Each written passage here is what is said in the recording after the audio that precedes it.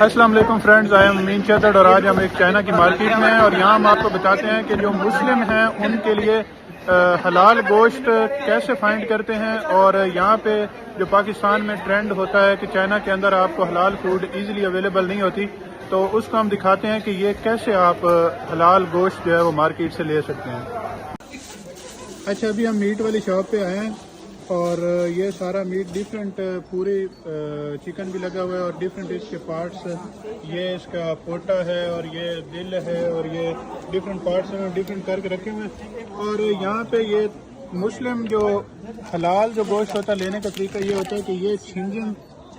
ये करैक्टर है चाइनीज का, इसका मतलब मुस्लिम होता है। तो जिस शॉप पे जिस गोश्त पे ये लिखा हो तो आप वहाँ से ये इजीली परचेज कर सकते हैं और खा सकते हैं।